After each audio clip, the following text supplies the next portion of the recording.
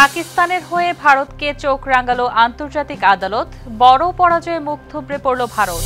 ফিলিস্তিন রাষ্ট্রকে স্বীকৃতি দিতে যাচ্ছে অস্ট্রেলিয়া। ভারত রাশিয়া বাণিজ্যে গলার কাটা ট্রাম্প, রাশিয়ার তেল কেনায় ভারতের ওপর উচ্চমাত্রার শুল্ক আরোপ।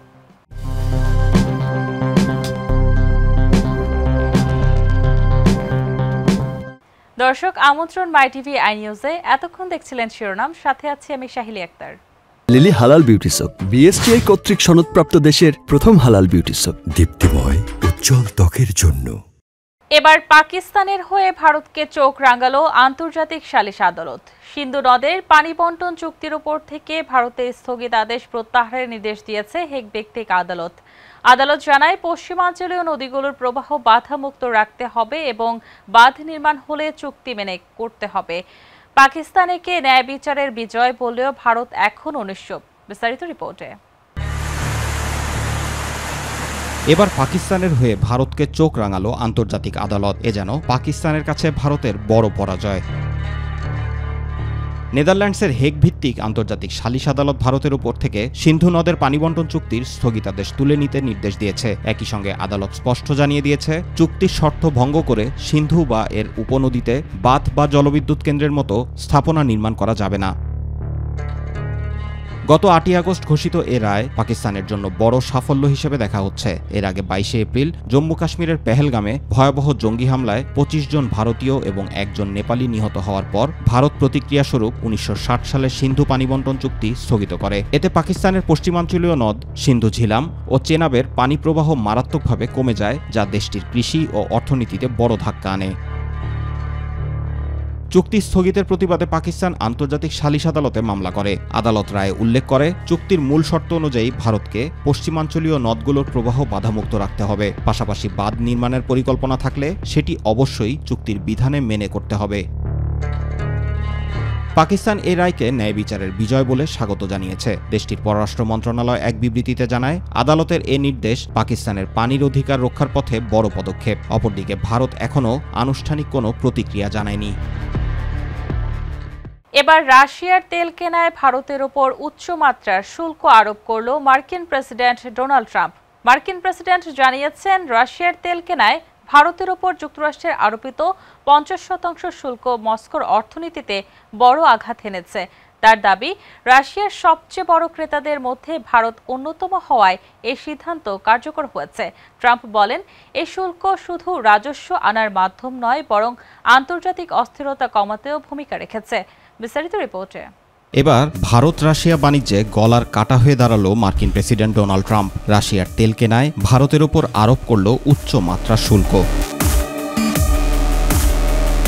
উচ্চ শুল্ক মস্কোর অর্থনীতিতে বড় আঘাত এনেছে বলে মন্তব্য করেছেন মার্কিন প্রেসিডেন্ট ডোনাল্ড ট্রাম্প। তার মতে, রাশিয়ার অর্থনীতিতে বর্তমানে ভালো অবস্থানে নেই এবং এই শুল্ক তার অন্যতম বড় কারণ। 12 আগস্ট ভারতীয় সংবাদ মাধ্যম এনডিটিভির এক প্রতিবেদনে এ তথ্য উঠে আসে। হোয়াইট হাউস থেকে দেওয়া এক বিবৃতিতে ট্রাম্প বলেন, রাশিয়ার অর্থনীতিতে ইতিমধ্যেই বৈশ্বিক চাপ কাজ করছে। এর সঙ্গে যুক্তরাষ্ট্রের কঠোর শুল্ক দেশটির অর্থনৈতিক বিপর্যয় আরও গভীর করেছে। তিনি বলেন, যখন যুক্তরাষ্ট্রের প্রেসিডেন্ট রাশিয়ার সবচেয়ে বড় বা দ্বিতীয় বৃহত্তম তেল ক্রেতাকে বলে রুশ তেল কিনলে 50% শুল্ক দিতে হবে, এটা নিঃসন্দেহে বড় ধাক্কা। মূলত ভারতের দিকেই ইঙ্গিত করে এই মন্তব্য করেন তিনি। ট্রাম্পের দাবি, এত কঠোর সিদ্ধান্ত আর কেউ নিত না, আর আমি এখানেই থামিনি। প্রসঙ্গত, যুক্তরাষ্ট্র ভারত থেকে পণ্য আমদানিতে 25% পাল্টা শুল্ক আরোপ করেছে। এর সঙ্গে রুশ তেল কেনার জন্য আরও 25% শুল্ক যোগ হওয়ায় মোট শুল্ক দাঁড়িয়েছে 50%। ট্রাম্প দাবি করেন, এই শুল্ক কেবল রাজস্ব আনার মাধ্যম নয়, বরং আন্তর্জাতিক অস্থিরতা কমাতেও ভূমিকা রেখেছে। তার বক্তব্যে উঠে আসে, শুল্ক নীতির মাধ্যমে তিনি 5টি বড় সংঘাত থামাতে সহায়তা করেছেন, যার মধ্যে রয়েছে ভারত পাকিস্তান ও আজারবাইজান আর্মেনিয়া বিরোধ। ইসরায়েল গাজা সিটি দখলের পরিকল্পনা অনুমোদন করেছে।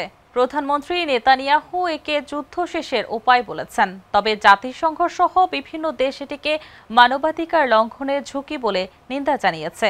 বিস্তারিত রিপোর্টে।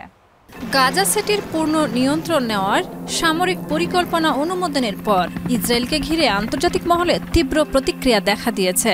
জাতিসংঘে আয়োজিত এক জরুরি বৈঠকে যুক্তরাজ্য, ফ্রান্স, ডেনমার্ক, গ্রিস ও স্লোভেনিয়া সহ একাধিক দেশ এই পরিকল্পনাকে আন্তর্জাতিক মানবাধিকার আইনের জন্য হুমকি হিসেবে আখ্যা দিয়ে তা বাতিলের আহ্বান জানিয়েছে। তবে ইসরায়েলের প্রধানমন্ত্রী বেনিয়ামিন নেতানিয়াহু এই পদক্ষেপকে গাজা যুদ্ধ শেষ করার সবচেয়ে কার্যকর উপায় হিসেবে উল্লেখ করেন। তিনি জানান, ফিলিস্তিনের স্বাধীনতাকামী সংগঠনের সব ঘাঁটি ধ্বংস করে গাজাকে মুক্ত করা হবে এবং গাজা সিটিতে শিগগিরই বড় পরিসরে সামরিক অভিযান শুরু হবে। জিম্মিদের অনাহারে রাখার অভিযোগ অস্বীকার করে নেতানিয়াহু দাবি করেন, আসলে ফিলিস্তিনের স্বাধীনতাকামী সংগঠন ইচ্ছাকৃতভাবে ইসরায়েলি জিম্মিদের অনাহারে রাখছে। একই সঙ্গে তিনি গাজায় ত্রাণ পাঠানোর জন্য 3 দফা একটি পরিকল্পনা প্রকাশ করেন, যার মধ্যে রয়েছে নিরাপদ করিডোর স্থাপন, আকাশপথে ত্রাণ সরবরাহ বাড়ানো এবং ত্রাণ বিতরণ কেন্দ্রের সংখ্যা বৃদ্ধি। চীন ইসরায়েলের পদক্ষেপকে সমষ্টিগত শাস্তি হিসেবে বর্ণনা করে তা অগ্রহণযোগ্য বলে ঘোষণা করেছে। অপরদিকে রাশিয়া সতর্ক করেছে যে এই পদক্ষেপ অনিয়ন্ত্রিত সংঘাতের দিকে নিয়ে যেতে পারে। ইসরায়েলের অভ্যন্তরেও এই সামরিক পরিকল্পনার বিরোধিতা দেখা দিয়েছে। হাজারো মানুষ রাস্তায় নেমে বিক্ষোভ করেছে। তাদের আশঙ্কা, গাজা সিটিতে অভিযানের ফলে সেখানে আটকে থাকা ইসরায়েলি জিম্মিদের জীবন আরও বড় ঝুঁকিতে পড়বে। Shahida Ruby, MyTV. অস্ট্রেলিয়া আগামী সেপ্টেম্বরে ফিলিস্তিনকে স্বাধীন রাষ্ট্র হিসেবে স্বীকৃতি দেবে বলে জানিয়েছে প্রধানমন্ত্রী অ্যান্থনি অ্যালবানিজ। তিনি জানান, হামাসমুক্ত সরকার, গাজার সামরিকীকরণ বন্ধ ও নির্বাচন আয়োজন সহ ফিলিস্তিন কর্তৃপক্ষের প্রতিশ্রুতির ভিত্তিতে এই সিদ্ধান্ত নেওয়া হয়েছে। বিস্তারিত রিপোর্টে। অস্ট্রেলিয়ার কাছ থেকে স্বাধীন রাষ্ট্রের স্বীকৃতি পেতে চলেছে ফিলিস্তিন। আগামী সেপ্টেম্বরে জাতিসংঘের সাধারণ পরিষদে ফিলিস্তিনকে একটি স্বাধীন রাষ্ট্র হিসেবে স্বীকৃতি দেবে বলে ঘোষণা দিয়েছেন দেশটির প্রধানমন্ত্রী Anthony Albanese. And their right to live in freedom, security and safety. 11 August ক্যানবেরায় মন্ত্রিসভার বৈঠক শেষে তিনি বলেন, ফিলিস্তিন কর্তৃপক্ষের কাছ থেকে প্রাপ্ত প্রতিশ্রুতির ভিত্তিতে অস্ট্রেলিয়া ফিলিস্তিনের রাষ্ট্রীয় স্বীকৃতি দেওয়ার সিদ্ধান্ত নিয়েছে। তিনি আরও জানান, ফিলিস্তিনি জনগণের আত্মনিয়ন্ত্রণের অধিকারকে স্বীকৃতি দিতে এবং একটি টেকসই শান্তি প্রতিষ্ঠার লক্ষ্যে আন্তর্জাতিক সম্প্রদায়ের সঙ্গে মিলে কাজ করবে Australia. But from community members. প্রধানমন্ত্রী আলবানিজ বলেন, দ্বিরাষ্ট্র সমাধানের পথকে এগিয়ে নিতে ও সংঘাত নিরসনের সমন্বিত বৈশ্বিক উদ্যোগের অংশ হিসেবেই এই পদক্ষেপ নেওয়া হচ্ছে। মন্ত্রিসভার বৈঠক চলাকালেই সিডনি মর্নিং হেরাল্ড জানায়, আগামী কয়েক দিনের মধ্যে, এমনকি হয়তো আজই, ফিলিস্তিনকে স্বাধীন রাষ্ট্র হিসেবে স্বীকৃতি দিতে পারে অস্ট্রেলিয়া সরকার। বৈঠক শেষে আলবানিজ সাফ জানিয়ে দেন, একটি স্বাধীন ফিলিস্তিন রাষ্ট্রে ফিলিস্তিনের স্বাধীনতাকামী সংগঠনের কোনো ভূমিকা থাকবে না। তিনি অভিযোগ করেন, ইসরায়েল গাজায় আন্তর্জাতিক আইন লঙ্ঘন করেছে এবং সেখানে মানবিক পরিস্থিতি চরমে পৌঁছেছে। এই পদক্ষেপকে মধ্যপ্রাচ্যের শান্তি প্রতিষ্ঠার পথে একটি গুরুত্বপূর্ণ অগ্রগতি হিসেবে দেখা হচ্ছে। Shahida Ruby, MyTV.